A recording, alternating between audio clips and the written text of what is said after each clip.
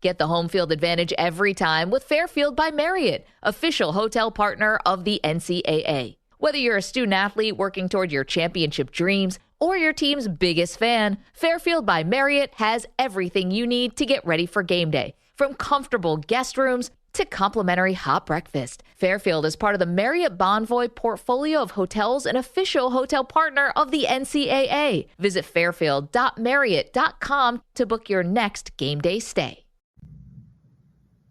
Want to make a podcast? Spotify's got a platform that lets you make one super easily, then distribute it everywhere and even earn money, all in one place for free. It's called Spotify for Podcasters, and here's how it works. Spotify for Podcasters lets you record and edit podcasts right from your phone or computer, so no matter what your setup is like, you can start creating today. Then you can distribute your podcast to Spotify and everywhere else podcasts are heard. Video podcasts are also available on Spotify. With Spotify for Podcasters, you can earn money in a variety of ways, including ads and podcast subscriptions. And best of all, it's totally free with no catch. Ever since we discovered Spotify for Podcasters, we feel like having options like video podcasts and Q&A lets us be more creative on another level. I highly recommend you give it a try. Download the Spotify for Podcasters app or go to www.spotify.com/podcasters to get started. Welcome into The Verge, a show which covers the Baltimore Orioles minor leagues. The Verge is part of BSL Radio. Baltimore Sports and Life is dedicated to analysis and discussion on the Orioles, Baltimore Ravens, and the University of Maryland. The site has a team of writers providing coverage of those teams and houses live streaming content weekly. Join the conversations at the message board, like BSL on Facebook, and follow BSL on Twitter. Welcome to On the Verge. This is Zach Spedden, joined as always by Bob Phelan and Nick Stevens. This is our season recap. The Orioles just ended their season on Sunday, and we're recording this show on Wednesday. Overall, the team exceeded expectations this season by going 25-35. Along the way, and what was a true highlight for us as a prospects-focused podcast, was the debut of several of the team's top prospects, including Ryan Mountcastle, Keegan Aiken, and Dean Kramer, all of whom had varying degrees of success in their first runs in the major leagues, and by the way, maintained their rookie status going into 2021. So something to watch for in very, very early American League Rookie of the Year voting with those three guys. But we'll talk about that a little bit. In addition, we're going to get into a very, very early look at the 2021 draft and a player that the Orioles are being linked to in a Baseball America mock draft. And Bob is going to give us a recap of our predictions. There was an episode back in July where we did a whole bunch of predictions. I honestly lost count of how many we did. I think Bob had to put like 50 questions listening back through the transcript. But one was a little bit of everything. We predicted the World Series. We predicted the standings in the American League East. But then we did some prospect-related stuff that's going to be fun to revisit here later on. But first, a quick look at how the season unfolded. As I mentioned, the Orioles go 25-35 this year. That's good for fourth in the American League East, ahead of only the last-place Boston Red Sox, and behind three playoff teams in this season where 16 teams are going into the playoffs. The Rays win the division, followed by the Yankees in second, and the Toronto Blue Jays in third, with the Orioles coming in fourth. The main highlight this year, Anthony Santander broke out with a big year that unfortunately ended early because of an injury. He was named Most Valuable Oriole, and I think for a lot of people, the three of us included, certainly raised his stock going forward. I think everybody now has a clear vision of him as an everyday player at the major league level and someone the Orioles, one way or another, regardless of whether he's on the team when they compete again or if he's traded before his contract is up and brings back a lot of prospects in return, he looks like a guy that's going to have a big impact on the team's future. Ryan Mountcastle, after weeks of us calling for him to be in the major leagues, came up mid to late August and really exceeded expectations. Not only did he hit as was expected, but he showed improved plate discipline and then played in adequate left field before sliding over to first base once Austin Hayes came off the injured list. Did a great job. Dean Kramer and Keegan Aiken debuted. Both of them are in line to be in the rotation next year. Some ups and downs for both of them, but I think overall looked promising. And then Austin Hayes, who got off to a really, really slow start, went on the injured list, and then came back and hit really well once he was back. So he looks like he's in line to be an everyday player next year. So that's some of the highlights for me, but I'll throw it over to Bob. What were your thoughts on the 2020 season? I think it's a season you can't complain about overall. I mean, before all the exciting young guys came up, we stayed in games. We hung around playoff contention, even though 90% of teams made it into the playoffs until pretty late in the season, 40 games in, almost two-thirds way through the season. We were right there in playoff contention, and then we unfortunately fell off. But once we did, it seemed like everybody that was having success on the team were the guys that you would want to see have success. Ryan Mountcastle came up, hit the cover off the ball. Austin Hayes comes off the IL. He starts hitting like he did last September. You see the young pitchers come up like Kramer, Aiken. Even Bruce Zimmerman had a nice appearance his last game out of the bullpen. It's just it was a season that it was more entertaining from game to game than I think everyone thought it would be coming in, but it also was a great sign for the future where the young guys that are going to be a part of this team for the years to come actually showed improvement and success at the major league level. And to top it all off, we got a top 5 draft pick, which is, we can keep building towards the future. That's surprising. We got quality games. We got playoff potential games. We got prospects coming up and showing off at the major league level, and we still get a top 5 pick. I think that's exactly what Orioles fans could have hoped for this year. I think for me, overall, it was a great year, I think, compared to what I was expecting. There's a lot of bad baseball on most nights, but still I think the good outweighed the bad this year. Just overall, the bullpen was something that I really enjoyed watching. This Orioles bullpen finished in 6th or 7th in Major League Baseball in combined wins above replacement, 3.0. They had a 3.90 team ERA, and that's something that I don't think any of us imagined. I think that was a storyline a lot of us were interested to follow, but I didn't think they would be that good this year. They were good enough to where we were able to ship off middle relievers, guys like Miguel Castro, to get 3 brand new top 30 prospects. We didn't have a minor league season. We had a shortened draft, but the Orioles were able to climb up the rankings since now the number 8, according to MLB Pipeline, as far as farm system ranking goes, with Taron Vavra, Tyler Nevin, Kevin Smith all entering the top 30, plus that draft class is going to be a lot of fun to watch. We saw guys kind of rise from the dead. Cedric Mullins, I think pretty much everyone had written him off, and now a lot of people, I think, see him as a valuable contributor. The smile's back. It's something that I've missed watching him. He's a lot of fun to watch. Austin Hayes, again, is keeping us interested with that hot finish. And John Means was another one, too, that I think I was getting really concerned about John Means. The question was his rookie season a fluke? He kind of came out of nowhere. Just kind of a middling prospect who was ready to walk away from the game. And now he's an all-star. And was that for real or not? And I think we saw with those last 4 outings that it was definitely for real. So overall, great season. Excited for next year. I think there's genuine optimism around this team, and hopefully this just carries into 2021. Yeah, this is the first time in a while that I've come off of an Orioles season feeling optimistic about what was to come in the following year. Just because not only did we see the top prospects, or some of the top prospects emerge, but then, as you both mentioned, we saw some guys that people had written off a little bit. Cedric Mullins, to me, at the very least, looks like a major league center fielder on defense now, which is not something I could have said in 2018 or 2019. The bat, over 162 game season, I still have questions about how it's going to play. But if nothing else, the guy is going to be a serviceable major league player in some capacity. And I think it gives the Orioles a lot more flexibility now on what to do with Austin Hayes. Because as it is, I think that the team probably goes into 2021 with Hayes in left, Mullins in center, and then Ryan Mountcastle probably getting at bats between first base, DH, in left field. Yeah, I think Cedric Mullins for sure. Like, the offense was still kind of a little bit below league average, right around in league average in some aspects. But that glove was definitely you saw a lot of people talk about that in these broadcasts, and Brandon Hyde mentioned it, that it's Gold Glove worthy defense out there in center field, and I think that's pretty accurate. Austin Hayes looked really good out there in left field. Santander we saw really improved out in right field. So you really have to be worried about what Trey Mancini's health is going to be next year, and is he really going to play the outfield? How much is he going to play in general?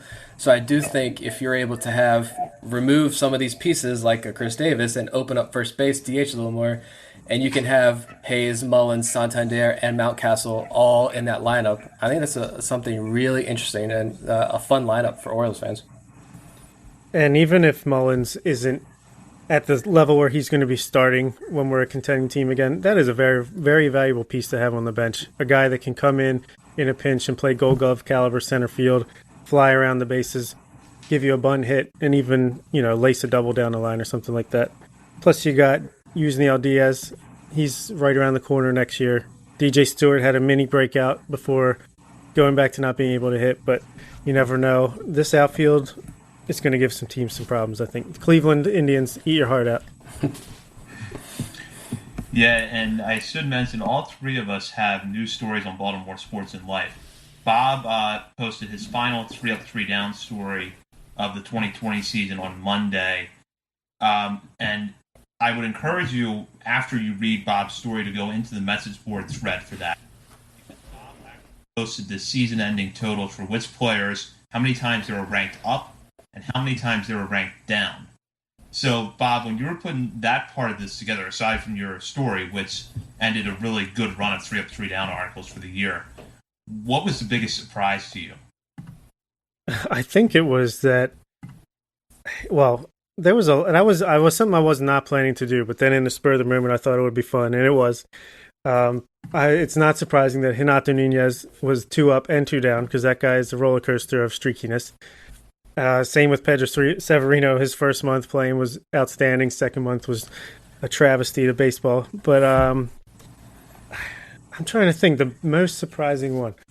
I guess that Anthony Santander was a 2 up, 1 down. I thought he would have been more up, and I don't remember him having a down week, but must have just slipped my mind. I thought it was very encouraging that Ryan Mountcastle was 3 up, 0 down. Like, he came in and, just was dominating this team, leading us to middling results. But how about you? Did you see anything that stood out?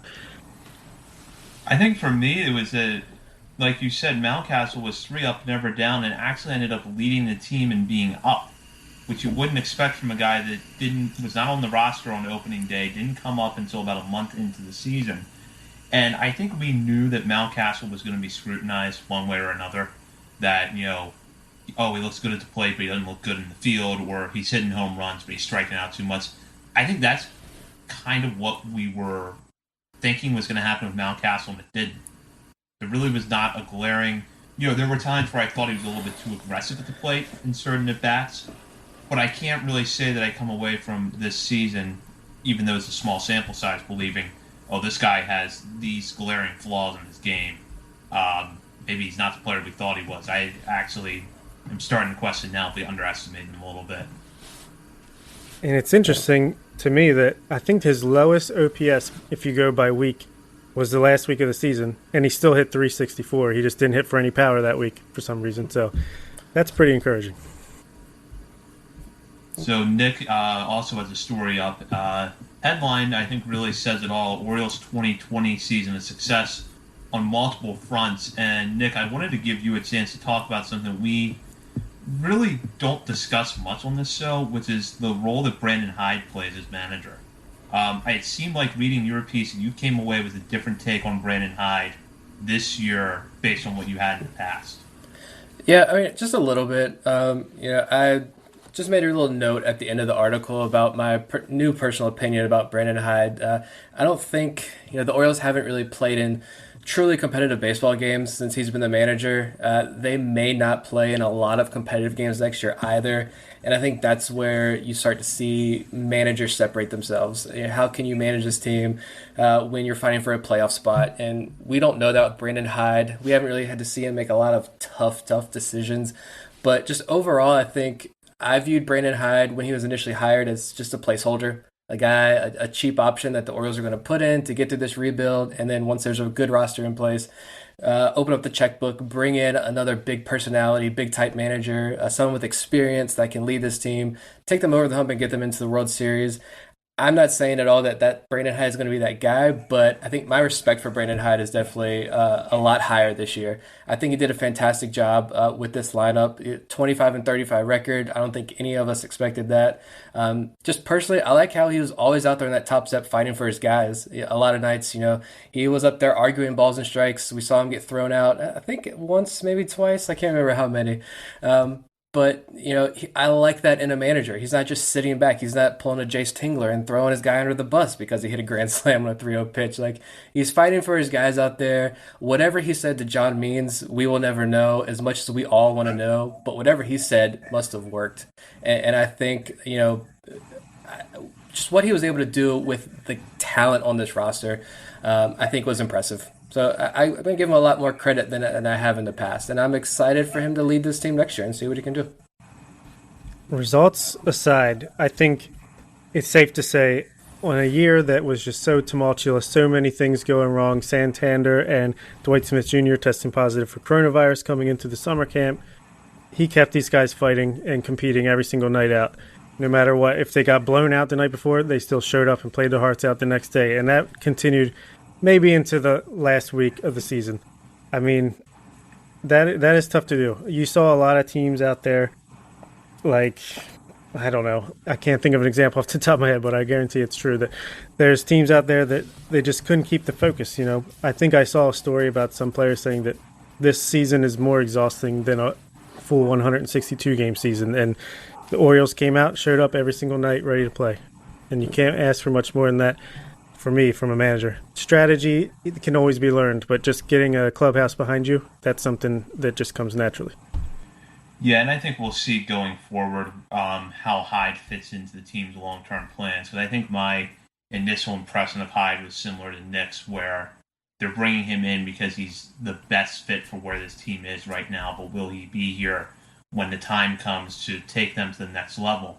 Based on what I saw this year, I think he is the guy that can certainly boost them and get them to the next level. As time goes on, we'll see how he does managing, a playoff stretch, managing players as they get further into their careers, trying to break rookies into a veteran clubhouse. A lot of the nuances that we really have not seen yet from him just because of where the Orioles are in their rebuild, but I certainly see a little bit more of a future for him as a manager. I think the biggest testament is even Chris Davis has nice things to say about him. So that says a lot. You got Chris Davis out of the way now. Brandon Hyde can do his thing, and so you don't have to worry about Chris Davis and watching us back there. So you never know. Well, in addition to Bob and Nick's pieces, I had a story up on Tuesday with a very early look at the Rule 5 draft, and I know this is something we're going to discuss on a future show, but the class of first-year eligible players this offseason is really stacked. I counted 7 out of the top 30 as of July are Rule 5 eligible for the first time. And then you have some guys that had been Rule 5 eligible in the past that are notable, Brian Gonzalez in particular. So there's going to be some names to watch, and I know that's something we're going to get into more on a future show. But visit BaltimoreSportsAndLife.com for that story, as well as the Knicks recap of the season, Bob's 3 Up, 3 Down piece, and then some NBA, Ravens, and college sports coverage. So a little bit of everything over at Baltimore Sports and Life, and hop on the discussion board while you're there. Now, if you follow us on Twitter, at BSL on the Verge, you saw that we tweeted Baseball America's very early mock draft. Baseball America does have a preliminary draft order up on its site, and the reason that I say it's preliminary is that there's still a lot of things that are uncertain about how the 2021 draft order is going to look, whether it's going to follow the standings, whether anything in the postseason could determine tiebreakers, how the postseason, if at all, is going to affect the draft order. So there's a lot of things that have still not been sorted out, but for now, it looks like the Orioles are going to have a very early pick. Baseball America has them picking 5th overall, and in their mock draft published earlier this week, they have the Orioles taking outfielder Judd Fabian out of Florida. If you saw the last draft, you know Mike Elias likes SEC prospects. Fabian really does seem to fit the mold, Nick, doesn't he, of the sort of polished SEC up the middle athlete that Michael Elias might go for? Yeah, and he's not a pitcher. That's the key thing. No, he's I love the pick.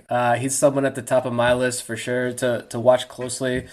Assuming we get a normal college baseball season come February. But again, it's very early. College programs are still struggling to get fall practices off the ground because we still live in a world kind of run by COVID at the moment. But Fabian himself, extremely young when he came on the campus at University of Florida, and as a true freshman, played in 56 games. Hit 7 home runs with 764 OPS. Went to the Cape Cod League as an 18-year-old and hit 6 home runs in 35 games with an OPS of 850. So, I mean, the kid has faced off against elite competition at a very young age and excelled. University of Florida only got in 17 games before the season ended, and he was already at 5 home runs with an OPS over 1,000. He's someone, I've only watched one game of his, but he's still someone, if you read multiple scouting reports on him, he's someone that a lot of the people that are much more knowledgeable about prospects than I am agree that this is a guy who doesn't have a standout tool, but he does everything really well. And he's kind of a guy who, at his peak, is a multi-time all-star outfielder. A lot of comps that I've seen put a Mitch Haniger comp on him, outfielder for the Mariners, as a guy who hits 270, 280 with 30 home runs a year. And if that's the type of player that Judge Fabian is, that's great. But, it's very early, but you like that early pick there of an SEC outfielder. Forget about the position. We had a lot of comments about that when I posted that story about the outfielder, and I understand that, but at the same time, with the MLB draft, you take best player available. I don't care who it is. We talked about the shortstops all the time. You'll find a home for Judd Fabian somewhere. This is a special talent. So. Yeah, not surprising to see a college bat would be our pick. I don't care what pick number we have. Fabian seems as good as any. I would go with McLean as my guess. I forget his first name. He's a LSU shortstop, but SEC hitter that can play up the center of the field on defense. I think that's a perfect recipe for what Elias and company have in store. I don't know a ton about him personally, but I've read a couple scouting reports, and he seems like a fine choice this early in the mock season. Yeah, there's a lot of unknowns. Just aside from the typical college, the typical draft process, because you can put a mock draft out now in any year, and by April it could look completely different. And then from April to June, it could change. Next year, the draft will be in July. So I don't know if that's going to affect anything in terms of how often we see that the consensus change on the mock drafts. But there's obviously still the question of whether the amateur baseball seasons in the spring, both at the college and high school level, are going to unfold as usual because of the pandemic. We still don't have the answer to that question, but if nothing else, I think Fabian is the guy that we see early on that is going to be linked to the Orioles, and I would expect, especially now that we know the Orioles probably aren't going to be in line for Kumar Rocker, unless the teams in front of them pass on him, which I highly doubt. This gives us a name to really watch going into the spring.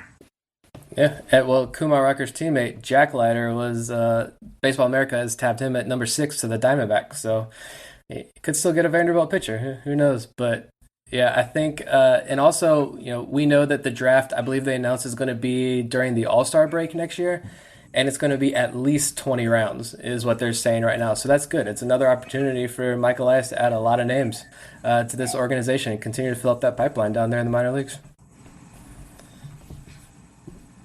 So keep an eye on that as the offseason unfolds, and as we head into the spring, we'll see exactly where the Orioles are going to pick in the draft, and if Fabian is a guy that continues to be linked to them, or if other prospects start entering the mix as players that could line up with the Orioles.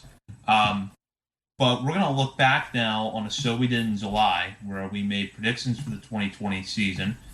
As I said at the beginning of this show, I can't remember how many categories we did.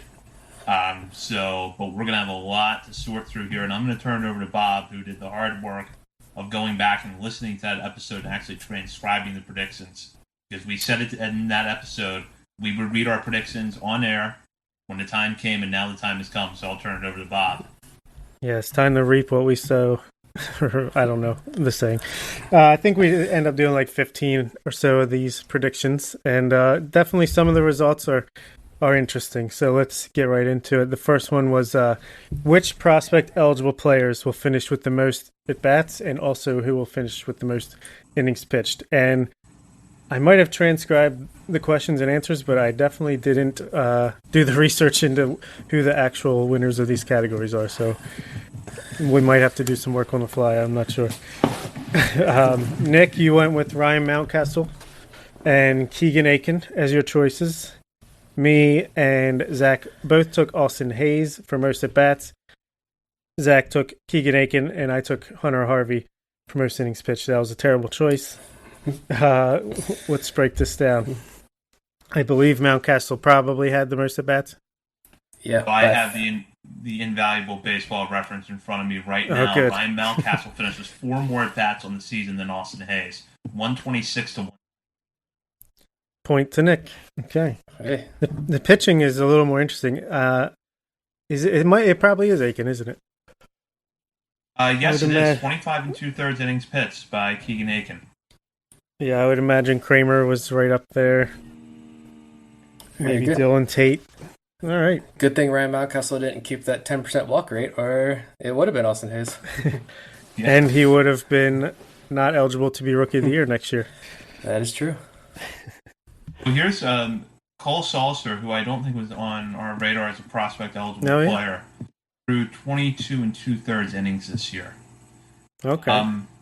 Travis Lakins, whose rookie eligibility remains intact through the 2020 season, finishes 3 more. He actually tied Keegan Aiken, 25 2/3 innings. That's interesting. I didn't know he was rookie eligible. We're going with Aiken. Yeah, we'll give it to Aiken. Call it Aiken. Yeah. All right. So the second question was, who will lead the team in home runs, and how many will they hit? I went with Rio Ruiz, the dark horse. Looked strong early on in the season, fell off a cliff a little bit towards the end. I said 12. I might have been on the money with the number, 12 home runs. But Nick and Zachy both went with Renato Nunez with 16 and 17 home runs, respectively. So Nunez did lead the team. He finished with 12. Anthony Santander would have probably passed him if not for the injury, because he finished second with 11. And then in third was Rio Ruiz. Over the first week of the season, I thought Bob was going to end up winning that race. Streaky Ruiz strikes again, but hey, we'll call that one an even split. Well, no, I'm going to give that point to Bob because he did get the number right at least. That's more impressive. That's more important. No, credit to us all there. We'll take the kudos. Next question is, who will be the most surprising player to appear in a game? Now, I went for shock value and picked Adley Rutschman. That was a dumb response, and I should be punished for that. But Zach, you went with Michael Baumann, which could have happened if he didn't get injured. And Nick, again, perfect once more. Dilson Herrera, out of nowhere. I went by default, even though he was 0 for 6. Hey, he got in there. He showed up on the team. Next question was breakout star that comes over from the ultimate roster. You guys both went with Isaac Mattson, which I was hoping we would see, and he might have broke out if he actually did appear in a game for the Orioles. But I think I have to win by default because I picked Mason Williams, who I think performed terribly in the few games that he was there, but at least he was on the team. That's all right. We got Ryan Mountcastle, Keegan Aiken, Kramer. We got enough breakout stars that came over. This is true. All right, we said we'll use Neil Diaz or Ryan McKenna appear for the Orioles in 2020. We all said no to Diaz and yes to McKenna. Obviously, we know the answer was no to both, so swing and a miss. Will an Oriole be in the top 3 of Rookie of the Year voting? I was the only one that said yes. I said Austin Hayes. I might be right on the yes, because Ryan Mountcastle might get some votes. Potentially top 3, but it's not going to be Austin Hayes. He has removed his rookie eligibility. Yeah, I think it's obviously Kyle Lewis or Luis Robert at 1 and 2, And I think if you're following Baseball America, they've been keeping track of it kind of week by week. And they've had Houston Astros pitcher Christian Javier, I believe, as their number 3. But yeah, I think Ryan Mountcastle definitely deserves some votes, and he'll probably finish top 3. Which, if he doesn't, he definitely deserves it. All right. Next was, will Michael Givens be traded, and to where? We all said yes, so that's a point for all of us.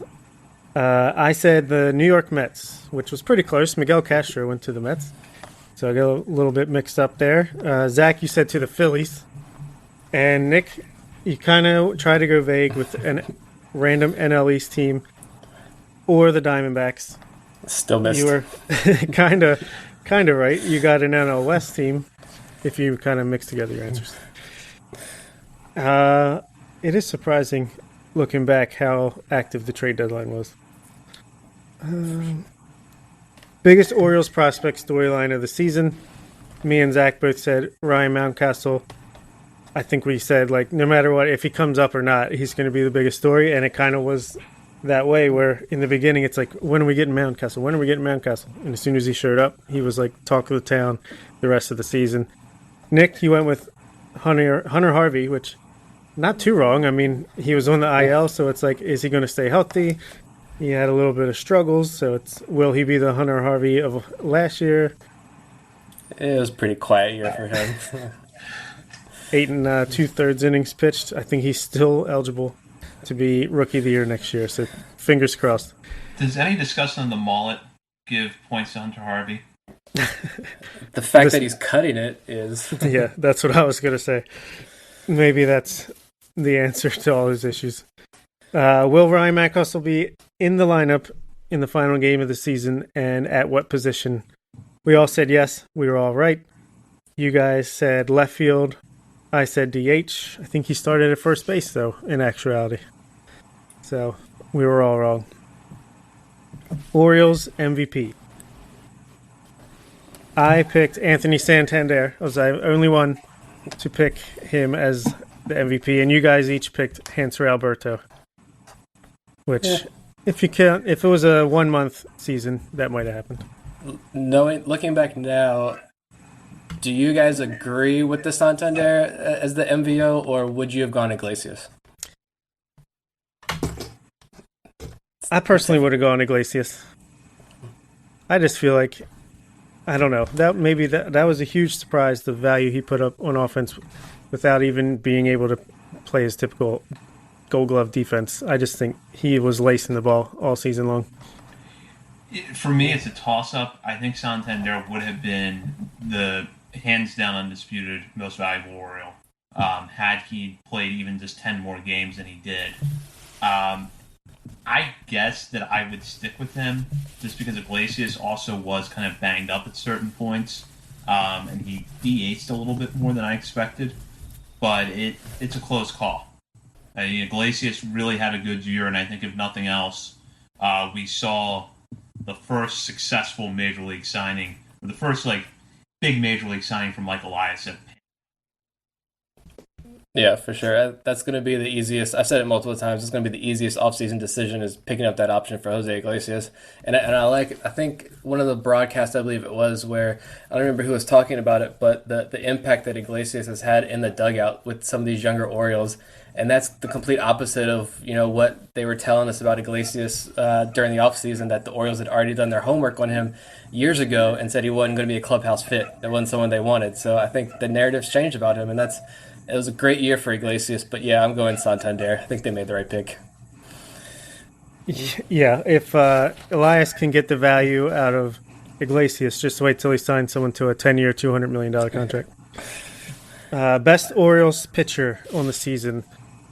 I don't even know who that would be, but me and Nick, we both picked Alex Cobb, while Zach picked John Means. It was pretty close. I mean, Cobb had the lowest ERA, I think, of the guys that started the majority of the games, but John Means came on so strong. I feel like he should probably get the nod as far as Orioles Cy Young.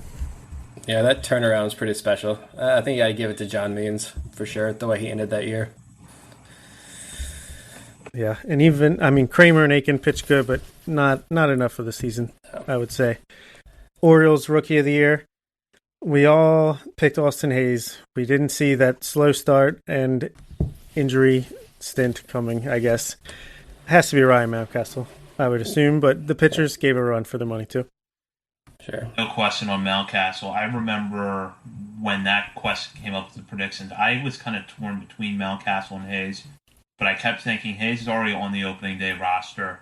We know that he's going to be good on defense, whereas the defense was still kind of an open question with Mountcastle. But I didn't see the capability in left field coming that we saw, and I didn't see the improved plate discipline coming. I think if I had seen both of those things coming, I might have picked Mountcastle over Hayes, but Hayes was on the roster right away, so he seemed like the safer bet. Yeah, for me, it was just, when is Mountcastle going to debut? Is it going to be too late for him to make an impact? And obviously not. Most surprising Oriole. Nick went with Miguel Castro, which he started the year super strong, and he did net us a potential back end of the rotation starter in Kevin Smith down the line, so that was pretty surprising. Zach went with Tanner Scott. I think that has to be the winner there. Tanner Scott has become, a back end of the bullpen guy, potentially the next closer for the next contending Orioles team. We don't need to talk about who I went with, but it's Cody Carroll. Biggest surprise as far as his major league career is over, potentially, but good job there, you guys. We all went bullpen, though. Like I mentioned at the beginning of the show, I think that was something that we were all excited for, and at least they proved us right, whether it's through trades or pitching with guys like Tanner Scott and Dylan Tate. So, a lot of improvements there. And even the guys, when they did trade the guys that were performing out of the bullpen, it seemed like the people that stepped in their place pitched just as well. Most disappointing, I went with Renato Nunez. I guess it could be argued that he was disappointing, but I think that's pretty much what you could have expected from him coming into the year. And you guys each went with Chance Sisco, which he started the year pretty strong. Didn't have the best last month, just like Pedro Severino, but what do you guys think about Chance? My outlook on him, I think, is slightly better than it was coming into the season. I thought that the overall plate approach looked a little bit better. I still can't quite wrap my head around why he struggles with contact much more than I ever thought he would coming up in the minors, because I thought if nothing else he would be a contact hitter at the major league level. The defense this year was better, but not good enough that I would necessarily feel comfortable trading Pedro Severino in the offseason, having Sisco start every game next year, and feeling like I'm set at catcher. Now, if you get a good offer for Severino, obviously, and I know on the last show we talked about if you got Miguel Castro-type package for Severino, you would probably feel comfortable dealing him. But I still don't know that even if Severino were traded, I would look at Sisco as a full-time guy.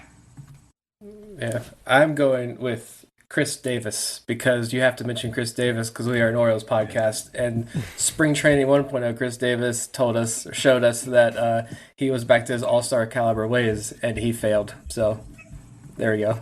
This pandemic, it ruined a lot of things, and the Chris Davis Redemption Tour is number one amongst them. Yeah, if I had to look at who was most disappointing, I would put Chris Davis out there. But I would also kind of throw in Astor Wojciechowski. Not much that I had tremendous expectations for what he could do, but almost on an inning-to-inning basis within his outings, I would watch him and think they need to get him off the roster tomorrow. Or feel like, oh, this guy's on the verge of a turnaround. And I thought the move to the bullpen was going to lead to that, and it didn't happen. Yeah, I agree with that. And it looked like for a while it would be John Means as most disappointing, but he ends up winning the Cy Young. Our World Series picks.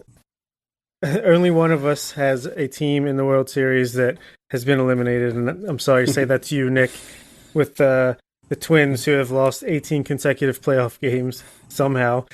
You had the Dodgers beating them in the World Series. Zach, you had the Dodgers winning the World Series as well, except over the Tampa Bay Rays. Certainly seems possible. You got both one seeds there. And I took the Tampa Bay Rays over the Atlanta Braves, which is still alive, but I think a long shot to happen. But we will see about that. Twins. Any revised predictions for you guys now that the playoffs are actually here?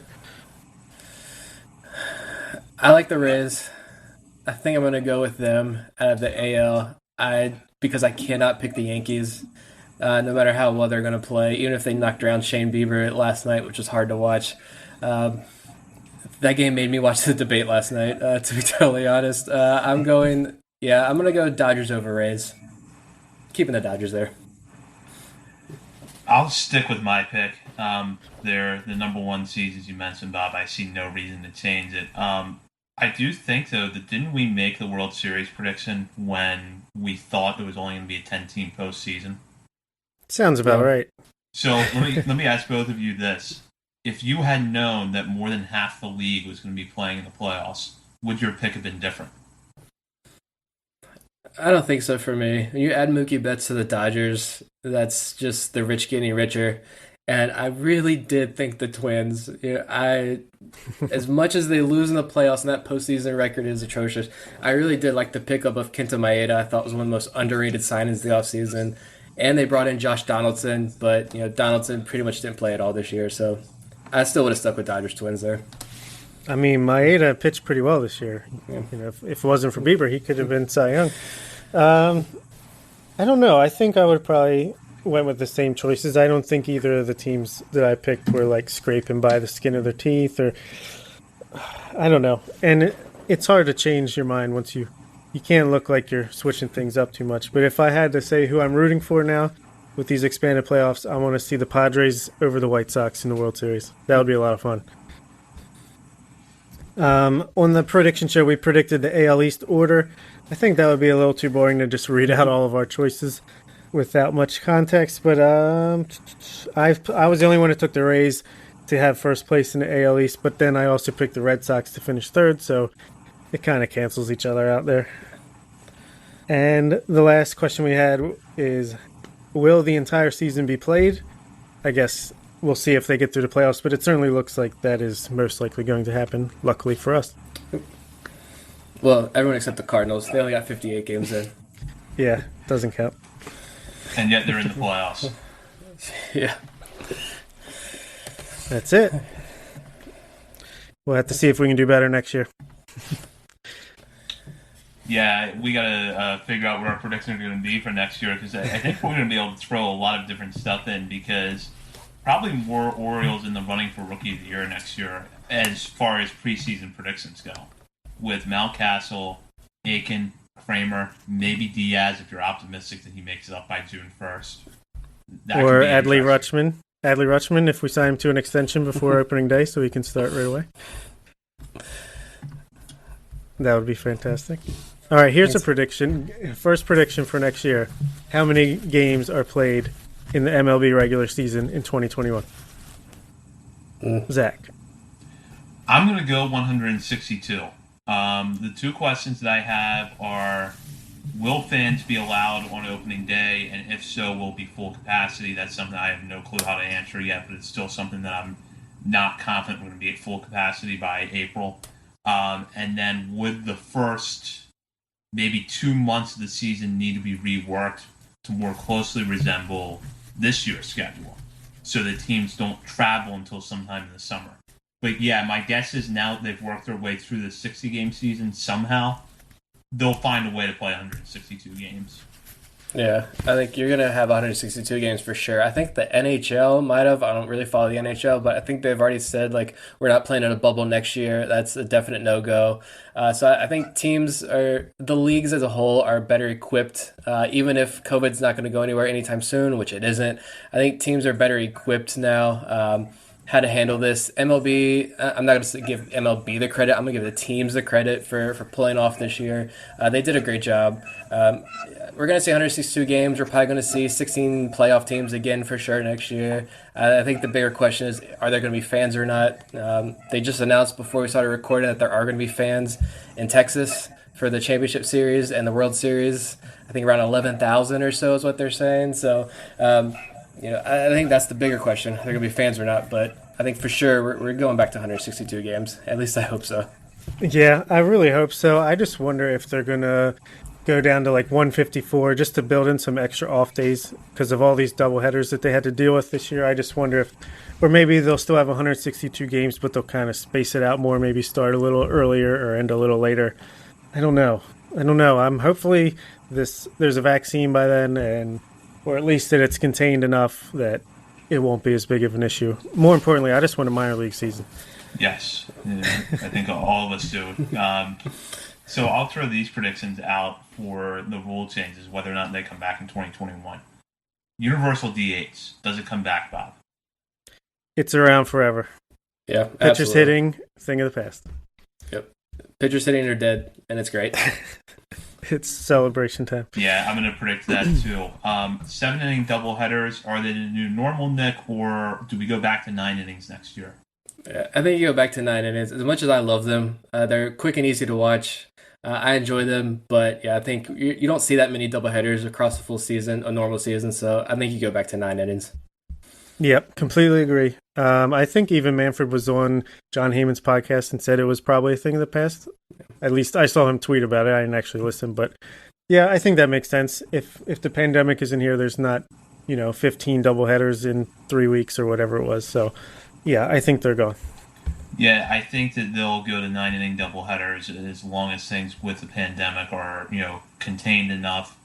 Not only because they won't have to worry about having more doubleheaders, but then having 4 more innings of baseball keeps fans in the ballpark longer.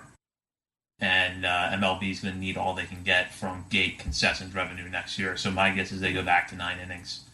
That's a good point. The runner on second base in extra innings, does it come back next year, Bob? And, I'll throw this wrinkle in. If so, do we see it in the playoffs? Because this year we didn't. I do think it comes back. And if you would have told me that I'd be all about it coming, into this season, that I'd be hoping that it stayed, I would tell you're crazy because I could see it for one season, but when things get back to normal, let's not do that anymore. But I like it. I think it adds some extra entertaining value, and you don't get these 0-0 games into 13 innings like you had today in the playoffs against the Braves and the Reds. I do think it'll be back next year. I still don't think they're going to do it in the playoffs, though. I think the long games in the playoffs, that's a little more exciting than in the middle of dog days of August when it's like the Pirates versus the Orioles and we're into 16 innings. I think in the playoffs, it's a little more acceptable. Yeah, I think if we would have recorded yesterday, I would have said, well, do I think it's going to come back? Yes, but do I want it back? If we would have recorded yesterday, I'd say no. But as I said before we started recording today, that Braves-Reds game today, Game 1, changed my mind. Yeah, I actually didn't hate it. But I do hate that I now have that opinion about it, that I was so adamant against it, and now that I'm like, it's okay. And I also hate all the hype that people are giving this to today's 8 playoff games. I hate that people are so excited about it. I'm excited about it because Rob Manfred, is excited about that, and all of this is coming back next year. And I hate that. I'm going to go yes, that it will be back for the regular season. I was not a fan of it. I was not a fan on the base of having seen it in a few minor league games in 2019. But I liked it a little bit better at the major league level than I thought I would. My guess right now is that no, it's not in the playoffs. But I also wouldn't be shocked if MLB decided to do something weird and said it's starting in the 12th inning. The runner is going to be on second base, or only in the wild card series, whatever they're calling the beginning of this wild card series. Only in the wild card series, but not in everything else. I feel like they're going to do something weird like that. They're not just going to all out implement it. They'll do that later on if they're going to do it. But I feel like if it's going to be in the playoffs next year, there will be some weird baby step in there. Yeah, that makes sense. How many playoff teams next year? It's going to be 16. Like 16? I just said, you're going to see the money. I think you're going to, at worst, I think you see limited attendance, probably 50% attendance at games next year. And so, again, these teams are going to want that money to recoup that money from this year. So you're going to see the attendance if we have a full season. And I think you're going to keep seeing those 16 teams playoffs. It's more TV money. It's more gate money. And that's what these teams are going to want. So I think they're going to keep it. I think it's here to stay. And sub 500 teams in the playoffs are here to stay. I'm going to go yes, just because the precedent in all major sports, I think not just baseball, is generally that once these things come, they don't go away. I would personally prefer to see an expanded postseason format where the team with the best record in both leagues gets a first round bye, just proceeds right to the division series. And maybe at some point MLB revisits that idea, but my guess is for 2021, we're looking at the exact same format we have in 2020. Yeah, so you can't have like the Brewers lose to back into the playoffs with a losing record and then take out the Dodgers, who are clearly the best team from opening day. As much as I'm rooting for that, for pure chaos to ensue, like you cannot have that happen in a professional sporting league. So I think you got to rework this somehow. If it is first round buys or whatever it is, best of 7 series all the way, best of 5 series all the way. I don't know, but you can't have best of 3 and put losing teams against the top teams in baseball. Not only that, the Brewers didn't spend a single day of the season above 500. So that's great. No, I think it will probably be back just for next year, but I think once the negotiation for the Players Association in the league, I think they got to come down with either 12 or 14 playoff teams. I think it's crazy to have more teams in the playoffs than half of your league. Like maybe if they expand to 32 teams, then I could see having 16 at least. I'd still prefer to have like 14 and have, like you said, the first one seed and maybe the first 2 seeds get a bye into the next round. That would be ideal to me. But money, that's what drives everything. So we'll mark these predictions down and revisit them. Hopefully we'll actually have the set of rule changes out like well before the season starts next year, so that by December or January on a podcast we can go through and figure out what rule changes are in place and which ones aren't. But we'll now have those marked down and we will revisit them later on this off season. Speaking of the off season, as you know, we recorded weekly during the regular season. During the off season, we're not going to be on quite a weekly schedule. Instead, what we're going to kind of do is base it around major news stories. So, say in the next 2 or 3 weeks, the Orioles make a trade, a couple of prospects come back, there is some news about the future of minor league baseball, whatever it is, we'll come on and we'll react to that. But at a minimum, expect one show a month from us between now and spring training. And it will probably end up being a little bit more than that based on how things unfold over the offseason. In addition to some of the things I mentioned that could pop up, I know we're going to probably devote a good bit of time in the coming months to the Rule 5 draft. Not only which players the Orioles are going to try to protect, but then if they pick anybody up, how that player could fit into the 2021 team. And then as certain roster moves break, we'll kind of get a sense of which prospects are lined up for 2021, which players could really change the course of the roster. So there'll be a lot of different things for us to watch. But we won't be doing this show weekly. We'll be doing it based around when there is a big news story. But at minimum, expect one news show a month. Continue to follow us on Twitter at BSL on the Verge. Check out BaltimoreSportsAndLife.com and hop on the discussion board there. Before we sign off, though, I'm going to see what Nick and Bob are watching. What's going to be the biggest story that you follow in the offseason? I'll start with you, Nick. I think it's going to be. I'm interested to see the Rule 5, who they choose to protect, who they let go, or who they not let go, but leave vulnerable. Obviously, as a minor league podcast, minor league guys, that's something that's very interesting to us. I think who's the next big Jose Iglesias pickup for the Orioles this offseason? I don't think they're going to open up the checkbook for any big free agents, but what kind of direction does Michael Elias take with this Major League roster next year? Is Renato Nunez back? Is Rio Ruiz back? Those are the kind of the bigger storylines I'm anxious to follow. We do have a bit of breaking news here as we were recording from Rock Cabaco that Jose Flores, third base coach, and Doug Brocail, the pitching coach, are not returning next year. So Orioles are going to be looking for some new coaches right now. I think Jose Flores was a target of some Orioles fans' kind of disappointments throughout the year with some decisions to send some guys. But interesting news there. But I think just overall, where does this team go? Who's still back next year? And I think that's about it. The curse of a third base coach. Never, it's like the starting quarterback, never the fans' favorite. I would imagine they're going to bring in like a more analytics-driven pitching coach, a little bit younger guy, maybe the guy that we had in the minor leagues last year, but that'll be interesting to follow. To me, what I'm most interested in is the international free agent class.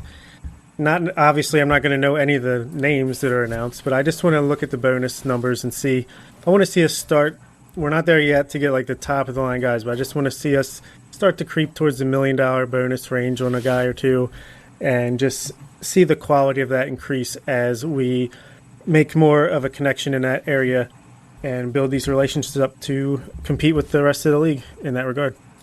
Yeah, the international free agent market is going to be an area that I follow. And then Nick mentioned in his piece, the Rule 5. I just think the sheer volume of talent that is Rule 5 eligible for the first time this year is really interesting. Yusniel Diaz is the top of the class. He's obviously going to get a 40-man roster spot. I don't worry about the Orioles losing him. I fully expect Michael Ballman's going to get a roster spot. Rylan Bannon, Zach Lothar.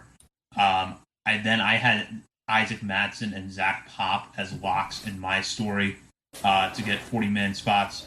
But I feel like regardless of how many maneuvers the Orioles make, they're at risk of losing a notable prospect.